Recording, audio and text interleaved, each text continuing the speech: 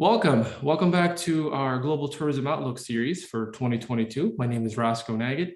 I'm with the Niagara Global Tourism Institute, located over in Niagara Falls, New York. Welcome back to our panelists representing regions from around the world. I'd like to first welcome back Dr. Justin Pang from RMIT, currently situated in Vietnam. Dr. Martine Ferry from Institut de Paul Bocuse in Paris, France. Dr. Kurt Stahura of Niagara University and the NGTI, and Mr. Patrick Whalen, Executive Director for the Niagara Global Tourism Institute, both situated in Niagara Falls, New York. So welcome to 2022, everybody. I hope 2021 was a nice finish. I know we've had a healthy discussion throughout last year, and things have evolved repeatedly throughout the last 12 months of 2021. So hopefully we've got a good outlook for 2022.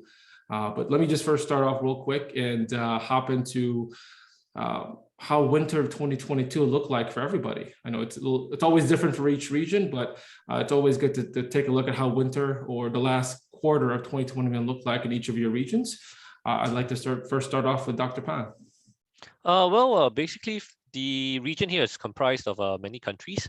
So we've got Singapore, Malaysia, Hong Kong, Thailand, and China as well. So basically for the rates of 2021 compared to 2019, the rates have increased, not to the level of when 2019 was, but is gone substantially higher than 2020. And I'll say that occupancy has gone up as well, but once again, not comparable to what we had in 2019. That's a general figure because I can't go down to the specifics of each different country. Yeah. Dr. Ferry? Okay, so Q4 in Europe started like a fairy tale and ended like a nightmare. All the KPIs showed a very speed recovery. For example, in France, the occupancy rate for October 2029 was 36% higher than in 2020. And it was the case for almost gateway cities in Europe. And travel bans have been lifted almost everywhere. So it was a nice period, but obviously the new variant landed in Europe and then everything crashed. So it's too early to get the full picture of 2021. However, we can see that for the holiday season, the Alpine regions in Europe have seen a surge of leisure travel and bookings, and in many ski resorts, they were almost fully packed. So it was a nice winter season so far. Regarding the business travel, the new variant has broken the dynamic. And in number of cases regarding the pandemic, in January, the 5th of January in Europe, we have hit, it was a daily record. We have had 900,000 cases in Europe. So we can see now, 2 weeks later, we can see in Europe now a little movement downwards in terms of number of cases. But the restrictions are more strict. I think that we will speak about that later on. All right, and Dr. Stahura, Pat, how are things been in New York, Niagara Falls, US, Canada? Yeah, the trend across 2021, if 2019 is being utilized as a baseline, we're not quite at those levels, but better than 2020. And more specifically, in the fourth quarter, Pat and I were talking, I think there was a lot of pent-up need to see family members, particularly around the holiday season. And the outlook, both locally and nationally, is that both occupancy numbers and travel, planes, what have you, and within the country, we're very much above the previous year, 2020's levels in December in particular, which is encouraging. Now, Pat can speak specifically to the cross border travel because the supply chain has been affected, which is affecting things such as rental costs. Those rates have gone up because of probably supply and demand issues. So things are more expensive, but travel is also on the uptick, at least for the fourth quarter. As we look toward 2022, we can talk about some of the anticipated trends. And as Dr. Ferry said, a lot of that will be affected by the Omicron variant. Similar to what Dr. Ferry mentioned, we've had a year that was up, down, and back up again in terms of regulations between the United States and Canada. We had very strict restrictions on crossing the border that were briefly lifted. Then the Omicron variant hit and they went back in place. So Kurt mentioned supply chain. I know we're talking about tourism, but it does affect all of us with supply chain problems. And this week, Monday, the United States will impose vaccination mandates for truckers crossing the border between the United States and Canada. Last Monday, Canada instituted those restrictions, and we're seeing numbers like 60% of truckers are vaccinated. That means 40% of the drivers won't be able to cross the border. It's going to really cause some severe problems with supply chains. And in North America, our supply chains are very much intertwined, especially in this part of the world. We make cars together. Kurt mentioned rental cars. There's a shortage of cars, and that supply chain is going to be squeezed even further with these new restrictions for vaccine mandates for truckers. And just to follow up, I know everyone kind of mentioned the ups and downs of 2021. Quick reflection from each of your regions, how the year went, how the year started, and how it finished, and kind of the peaks and valleys in between. So feel free, anybody can chime in. Well, I'll kick off first. Basically, Vietnam, where I am, basically, we started the year on a pretty down note, but things actually got better. I mean, the government is really trying to stir up the economy by having domestic travel.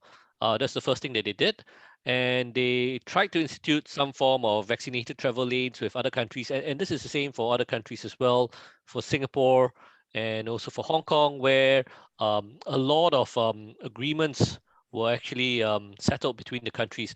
But just as when things were just about to get better, Omicron hit, and a lot of countries decided to say, hey, we are putting all stops to this, and travel needs to be restricted or suspended.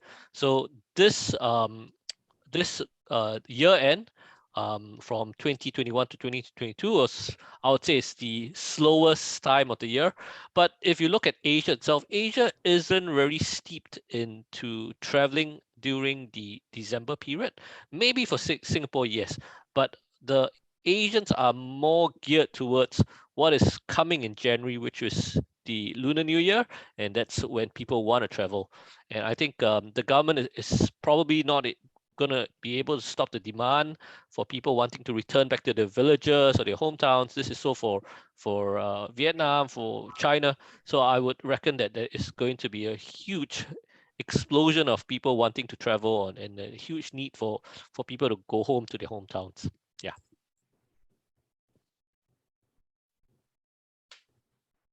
So as far as Europe is concerned, for 2021, the pace of recovery recorded strong results, plus 19% over 2020, but still at minus 63 compared to 2019. So we were in a better place than in 2020, but in terms of arrivals, but it was not really the case in terms of tourism receipts, because obviously these flows are supported by domestic tourism. So for instance, in terms of receipts, some countries reported decline, such as France, minus 37% compared to the year before, over 2019, sorry. So it's that's rather important.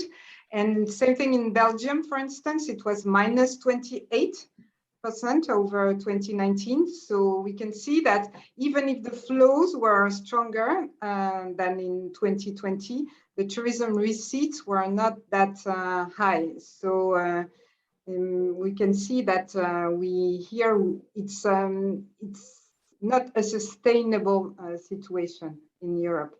In terms of business travel is still far behind, and this is a huge concern. And the summer everywhere in Europe, Central Europe, northern part of the Europe and southern part, it was a very, very good summer. And in some regions, such as some regions in Italy, in Spain, or even in France, some regions locally they have recorded a peak, and even they have overcome 2019. So in some specific regions, it was a very great summer. And obviously, as I mentioned, we have faced a poor end of the year, a poor fall, I should say. So we expect a lot for 2022. I can speak a little bit about the trends. Nationally, I think a lot of the trends were dictated by weather.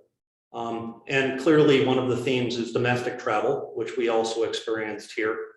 But summer in northern climates, where people were going to places that were more temperate, were outstanding. And I think we can speak to that here in Niagara Falls, given that we have lots of meetings here and we engage the tourism sector quite a bit.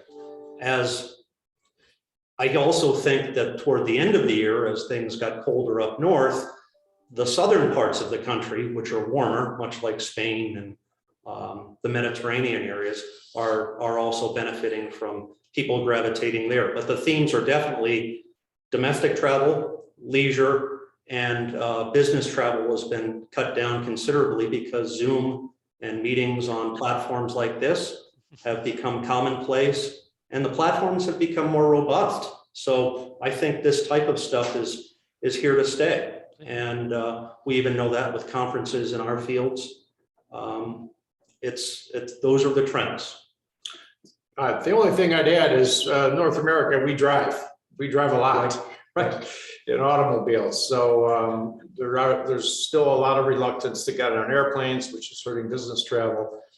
But we drive to destinations that are outdoors and where the weather's good. So that supports your points, I think, Kurt. And I think it's also changed the marketing. We can speak to Niagara Falls.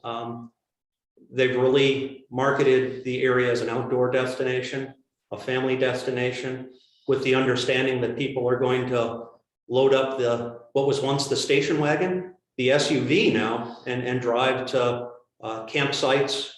RVing has become a thing, and we talked about some of these in previous episodes. So outdoor activities, family activities, driving, leisure. I would add for Europe close to home. And that's a very crucial trend in Europe at the moment. Great. And looking back, Asia, quick one, just for Asia. I know that you've mentioned about traveling by RVs. Asia, a lot more people actually do fly. And for example, in Vietnam, I mean, if you want to get from Ho Chi Minh City to Hanoi, you have to fly. There's no way you can actually drive. And for mid distances, for example, within 6 to 8 hours, people are more inclined to take the coach, or they might actually take the train.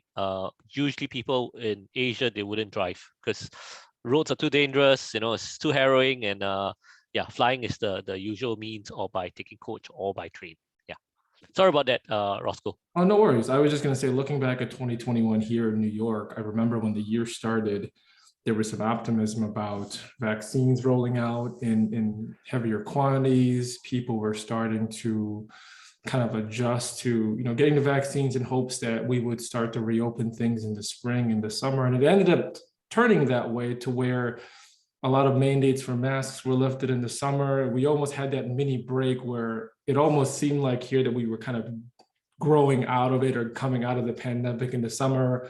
Concerts were back, sports were back, people were coming back in volume again because there was that comfort level that, hey, people are getting vaccinations. And then towards the third quarter, fourth quarter, we always expected, when it gets cold outside, the variants came back. And a telling sign was when I was talking with Pat about this, when they started canceling sports games again for like the NHL, or telling fans they couldn't come back to the stadium. So we were trending downwards pretty heavily towards the end of 2021. Segueing into the next question, how do COVID policies look like in each of your areas? Once again, they fluctuated throughout the entire year. They are where they are right now. And really, how is it in your region? And have you seen more backlash from industry, from communities, because of the fluctuations of these policies throughout the entire year? Well, maybe I can kick off first. I'll be traveling soon back to Singapore. That's my home country. Say about a month back, I can actually fly back to Singapore on a vaccinated travel lane, and that means no quarantine. But because right now the Omicron rates or the Omicron numbers are going up and people start panicking again. So now when I travel in 2 weeks' time, I would need to be quarantined, and I'll need to go through a PCR test, I'm sorry. And even though I've been vaccinated with 3 doses already, I think it's the policy is just changing on a day-to-day basis.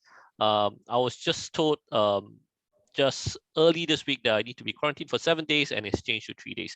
So I think the authorities are still very uncertain on how they want to approach this. I think they want to make sure that the measures and the approaches are in place so that they are accountable to the people and to what's going on. But to be very honest, I'll say that things are very, very much in flux, and they need to see the trends to see how the numbers are rising or going down, and they will fix the policies according to those numbers. Yes. So in Europe, we have a digital certificate that allow us to travel within Europe. But I remind you that each country continues to determine its own entry requirements. So obviously for European people, that's really light, but for other countries, it's still heavy. We have more and more restrictions due to the variant, but not only. France, for instance, has passed a law to turn the health path into a vaccine path. It means that test results, negative test results, are no longer enough to have a health pass. So in Italy, for instance, the vaccination is mandatory for people over 50. Austria planned to make vaccination compulsory for everyone over the age of 14. Belgium still have color codes for country, and most of them are in red. So it changes quite rapidly, so rapidly from one day to another, as we mentioned. And I advise you, should you be willing to travel to Europe, to check the website Reopen EU, because it provides updated information on the various measures put in place. So we will see how the travel bans will evolve. But you know, we here in Europe, because of the widespread vaccination rollout and coordinated lifted of travel restriction, it could help restore tourist confidence. So we are quite optimistic. I will give you an example. For instance, France has reopened its borders to UK citizens for the winter season, and all of a sudden, the same day, bookings in the Alpine regions have reached peak. So we can see that people are carefully monitoring what's happening in their country, where they should go, and the willingness to travel again is still there. We can see that with the example I've just given about the winter season in the Alpine region. Right. Mm-hmm. I would say that a lot of the policies because the United States is quite large, are dictated largely by the states, and the trends are largely dictated by the political affiliations in those areas. The governors kind of dictate what the policies are, and they kind of tweak the policies. And that goes to schools and masking. It goes to restaurants. It goes to things that happen in those areas. Yeah, that's definitely an issue in the United States. I just listened on the way in today to a story on the radio where they interviewed people in Dallas, Texas, and they were confused because the Texas guidelines are different than the CDC guidelines, and they were interviewing people that run daycares, and they really didn't know what to do. So we have that in the United States where we have different guidelines from state to state. There's 50 states, so it gets confusing. What I'd like to highlight is the difference between the United States and Canada, which is, to me, is pretty striking. We just had a football game here, American football, and the place was absolutely jam-packed with people. But our hockey team last night played in Ottawa, the capital of Canada, in an empty arena. No fans were allowed in. So they've gone back to a year ago where hockey teams were playing in empty arenas. They also have a different attitude toward government mandates and restrictions. They're more likely to comply with the government without, even though they are having people protest some of the government restrictions, but not to the same extent that we do in the United States. We really push back on government restrictions. So it's sitting 7 blocks from the border here. We have the good fortune of being able to watch Canadian news and American news, and it's pretty striking, the difference between the two countries. And it's kind of unique to be right on the border and be able to see how that difference plays out. I know it wasn't scheduled, but we're starting to see advertisements on television for the Olympics, the Winter Olympics. Could you kind of project or just what's going to be happening in Beijing? What are you hearing over there, Dr. Pang? Well, the China policy has always been to keep China zero COVID and to make it COVID free. So knowing how efficient the Chinese government is, and I am very certain they will get the job done. And after that, they would definitely want to get the Olympics running. That I'm certain about, because from a China perspective, about having the Olympics up and running, it's definitely a message that they would send to the world to tell that the Chinese government is effective and efficient. Yeah. Maybe we can add to one point that was raised just now about having different policies for different states. Here in Vietnam, it's the same policy. Different provinces have different policies. But so we have had stories where people have traveled from Ho Chi Minh going to the northern part of Vietnam, and on arriving at that province, they were turned away because they could not get in, even though they in their own province they are free to move about, but because that province has their own regulations, they can't go in. And also surprisingly, in Hanoi, where I'm stationed, the different wards have a lot of say on which the restaurants that are open or the hotels that are open. So this leads to a huge conundrum, because we have got people or wards that have been closed, and the people would move to a ward that allows dining out, and people will go there, and then maybe in 2 weeks' time, this ward closes down, and the other ward, which was closed previously, is now open. And that really, in my opinion, doesn't really help, because you're spreading the virus around, and technically you're jamming packed everybody who's mobile into that small little ward within the city itself, and there's a high propensity for the virus to spread.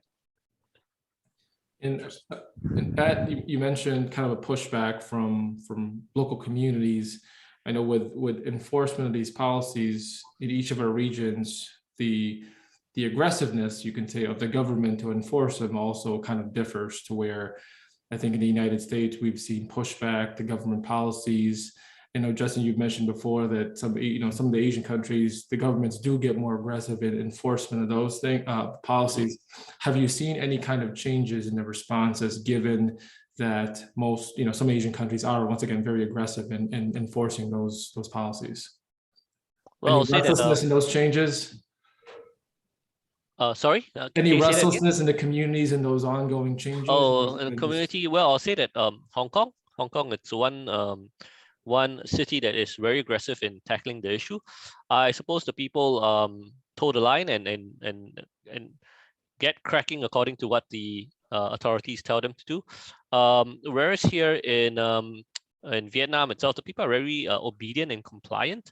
So when they are told by the government that they need to do this, obviously some people and some business people are unhappy, because that means having to close down their business. But I guess they are just compliant to what the government wants. And this is also the same for Singapore as well.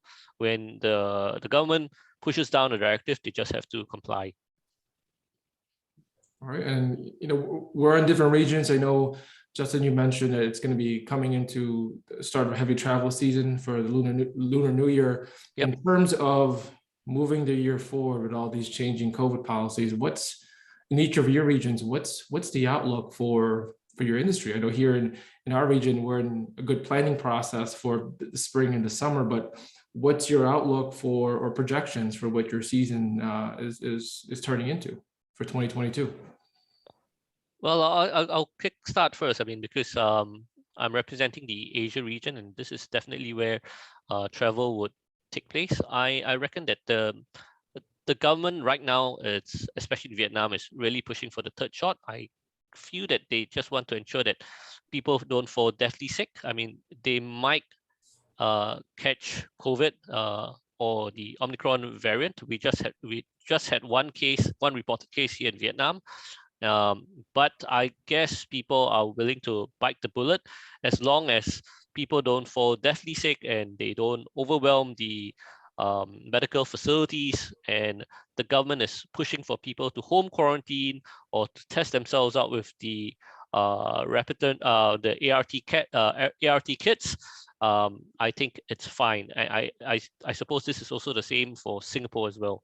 So long as you isolate yourself and you self-quarantine and you test yourself regularly. Yes, it's something they're willing to live with. It's either this or the economy, I'll say.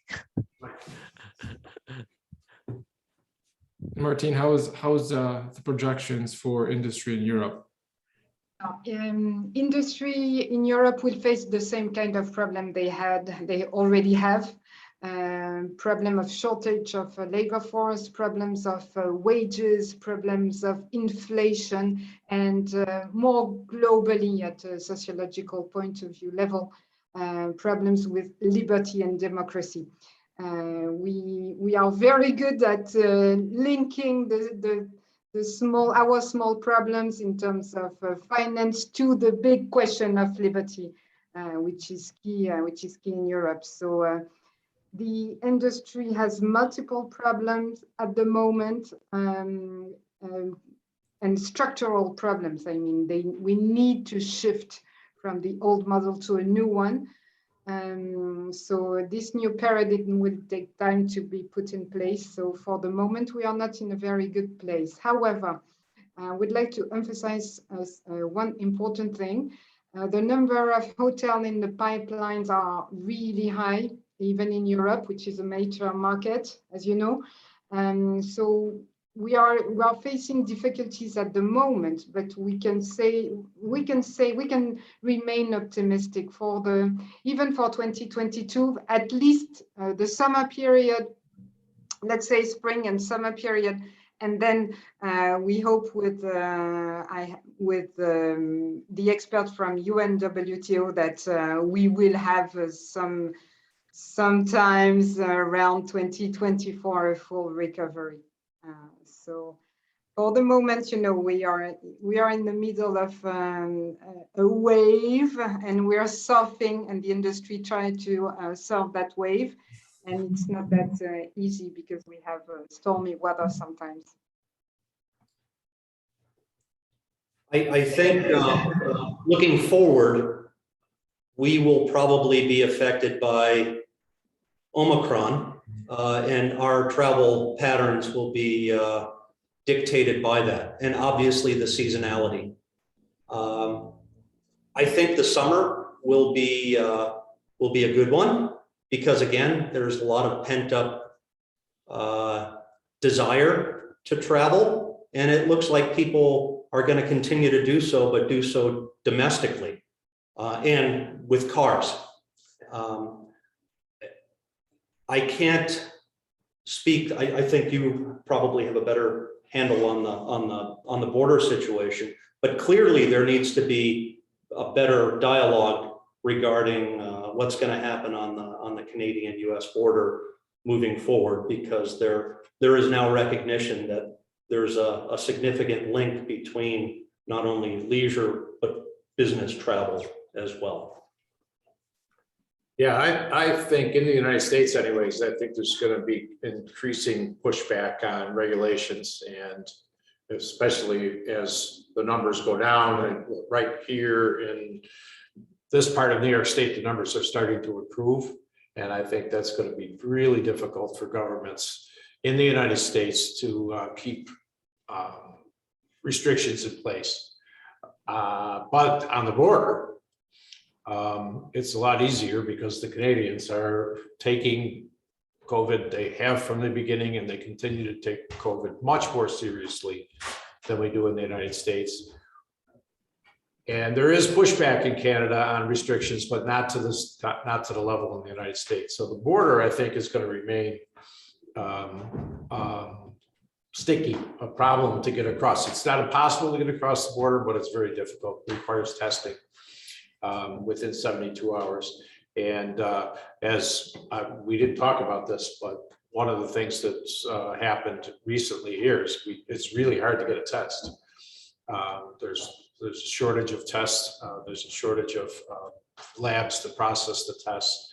So it's difficult to get tests. And in a lot of cases, we all work, Roscoe and Kurt and I work for our university, Niagara University, and you need a test to come back to school, which starts today.